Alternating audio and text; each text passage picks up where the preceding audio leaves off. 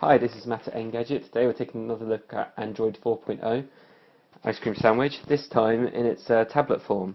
We're using the Android emulator that comes with the SDK. And yes, as you can see, it's a bit bigger. We've actually used the same proportions and resolution as Samsung's Galaxy Tab 10.1.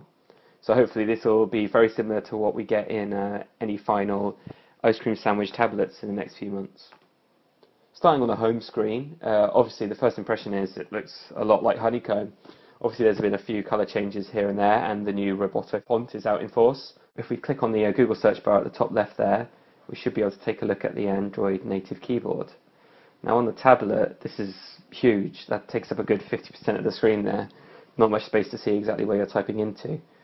Customization is also pretty limited. The only things in there really are to select language input and auto-correction options. There's no split keyboard option here, nor any opportunity to shrink the size down any. Although with so many Android keyboard apps available, this might not be a major issue. If we jump back to the home screen, we can take a look at the app list. It's in the top right corner here. We weren't able to link our Google account to the emulator, so there aren't many dedicated apps like Gmail or App Market here at the moment. Something of interest is Gestures Builder that we haven't seen before. Now the idea here is you draw something with your fingertip and it will launch you straight to a website or an app or a favourite contact.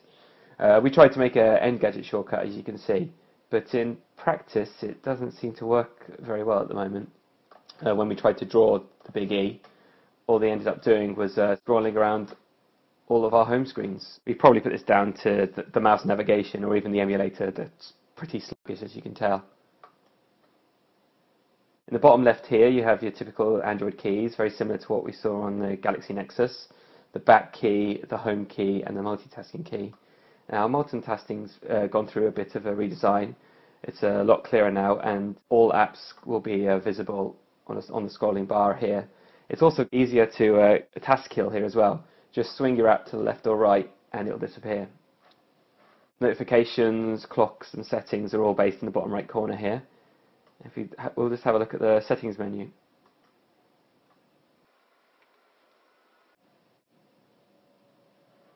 And as Google have promised, it's a lot simpler now.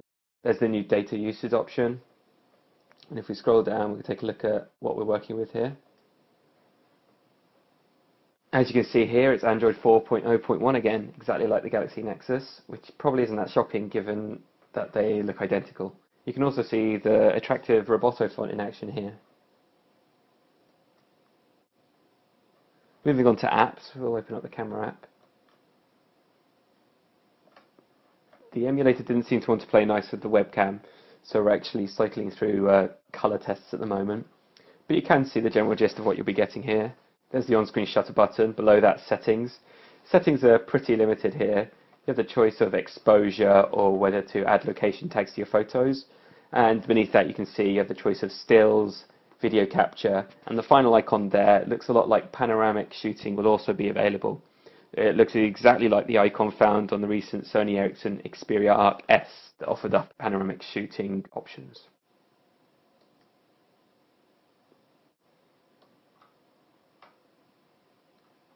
Like Android Honeycomb before it, the home screens are fully customizable, although at the moment the widget selection is a bit limited. We can show the new email client though. Again, you hold and drag to place it on the screen.